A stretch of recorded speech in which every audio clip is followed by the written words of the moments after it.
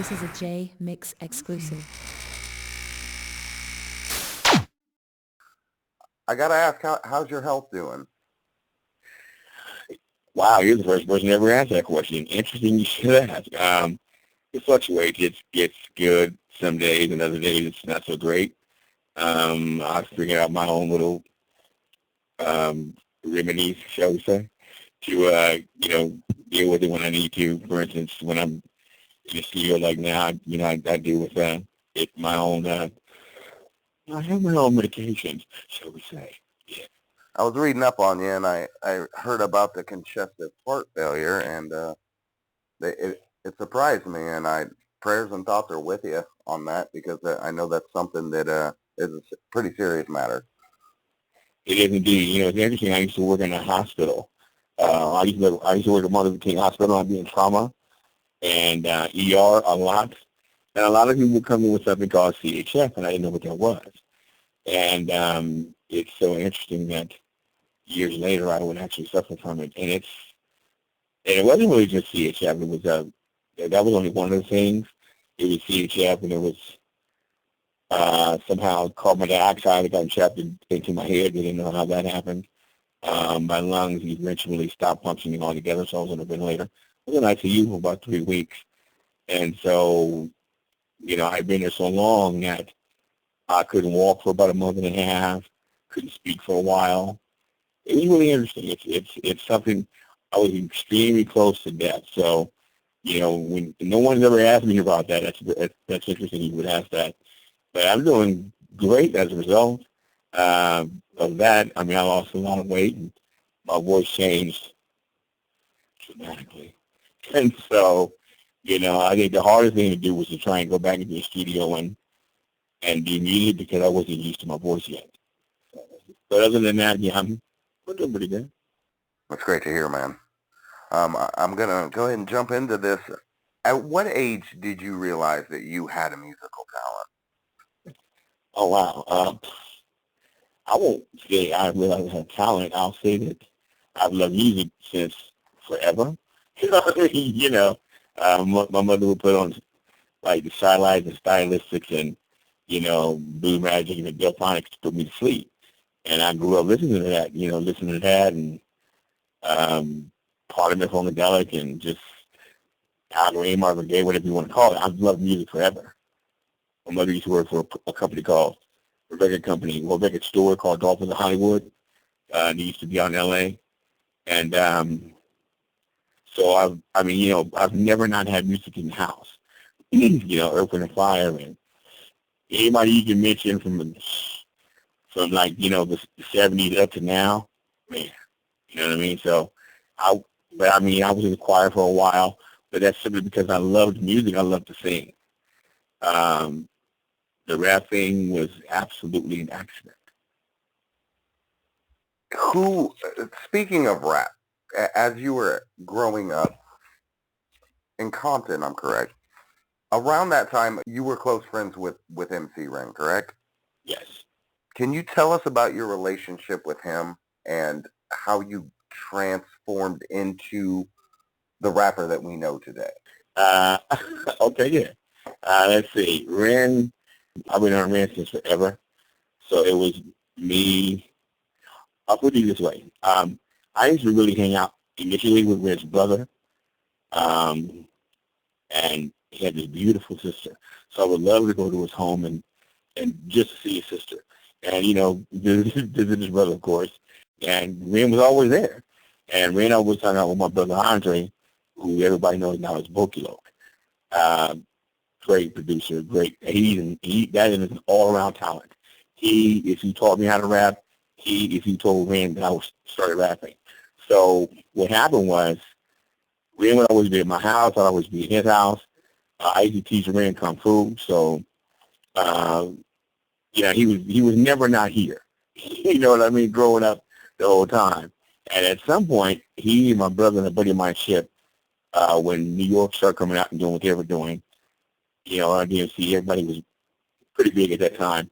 He would always be standing on the corner rapping, almost like clockwork. And I used to take it as a joke. I was like, why don't you get a real job? And I started listening to their stuff, and I was like, that's kind of tight. And over the years, I also grew up around, Dre and Eazy. So Eazy lived like a block or two away, and Dre lived maybe a block or two away from that. And it was interesting in the years later to see Dre go into doing Dr. Dre's surgery and Eazy was doing his thing. I knew Ren was rapping on the corner with my brother and Chip, but next thing I knew, a group got started in the neighborhood. All those guys and a couple of cats from L.A., NWA. So they had gone out on tour. And in this time, I was really starting to get into it. I was really into KRS-One and Chuck D and Chubb Rock and, DOC, everybody. I was really into everybody. And most especially NWA because, that was from my neighborhood. So they came back off tour. My brother saw Ren and told Ren, guess he's rapping now. And he said, who? And he was like, my brother. He was like, you bullshitting. Pardon the expression, that's what he said.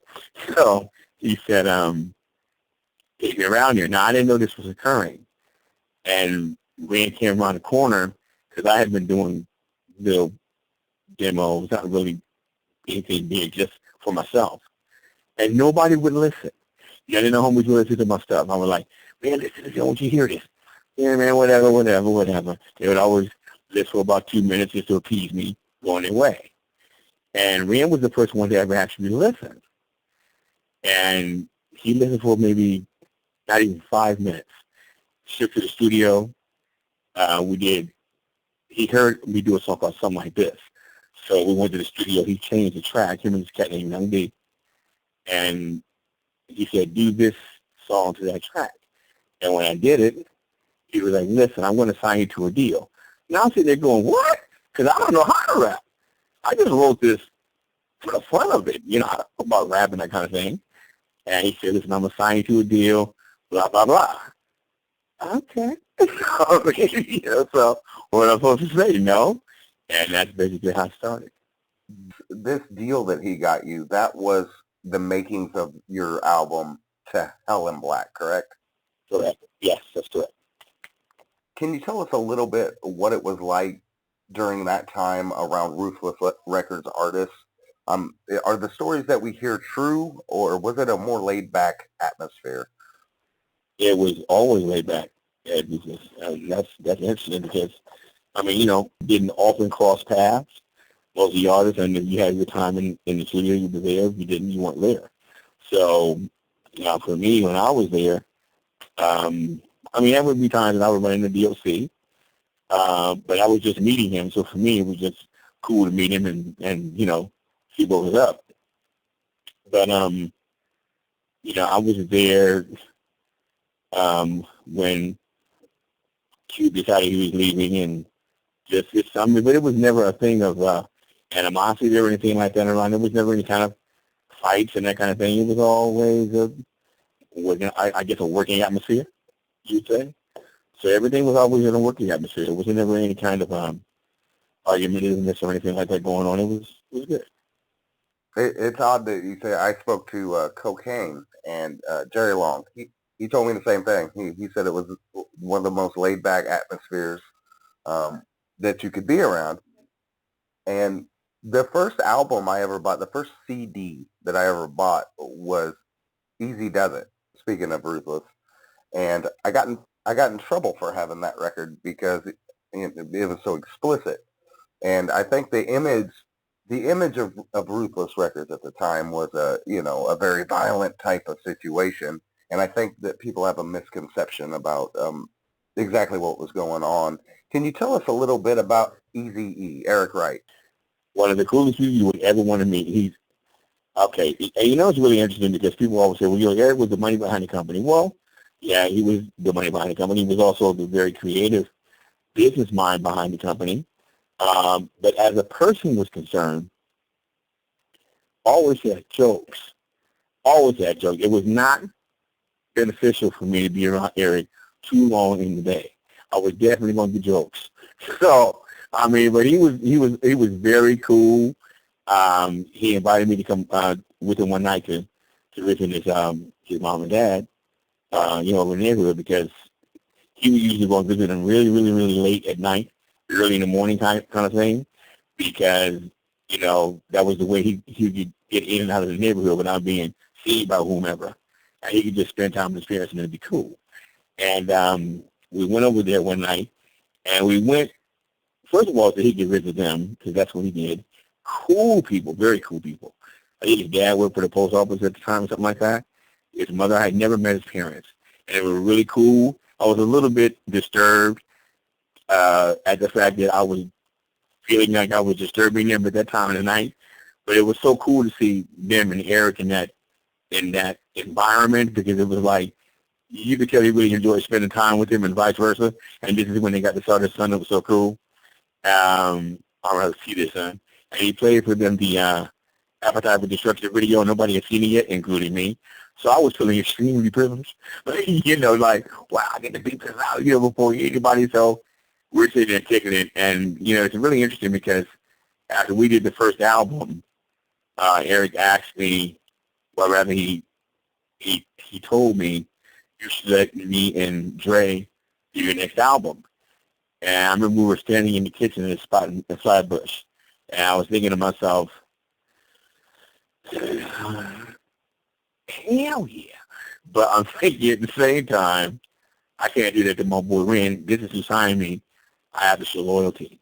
Somebody recently told me that if you're going to be in this business, that whole loyalty shit, you are in the wrong business. But I mean, integrity is just a thing with me. Loyalty is a thing with me. And I'm not just ready to just, give it away simply because that's the way business is done. And so I didn't do it. You know what I mean? And eventually things occurred where I did do it. But Eric and I were always, there was never a time I couldn't call him up and talk to him about a thing if I needed to. And I never usually needed to. But I could always drop by his spot. And we never get why you here kind of a thing. He just opened the door if he was there. And if he wasn't there, then it was just speed. He would open the door. Life was just good. I mean, but yeah, he was an extremely cool person. Basically, I guess I'll break it down and say that. Now, he was talking about bringing you on to do the album. You were signed to Capitol Records through Ren's deal, correct? Right. And is that the loyalty that you were speaking of? Well, actually, I was signed to Ren. It's just that Ren had a deal with Capitol. So I guess it was synonymous with that deal. Were you around Ruthless at the time that Eazy-E got to go to the White House? Yeah. You know what? Did you ever get to talk to him about that? No. But I think all of us was like, we thought we had heard the news wrong. I probably would have really believed that had I not heard it from inside camp. Because when he first said something about it, I really thought he was joking, as usual. But then when it was on the news, I was like, wow, he wasn't kidding. But they didn't know who Eric White was. They think Eric White is just some Republican who's donating X amount of dollars. Let's invite him. And that there would never in life, ever, be a publicity stunt bigger than that, ever. That was huge. That was huge. This is a Jmix exclusive.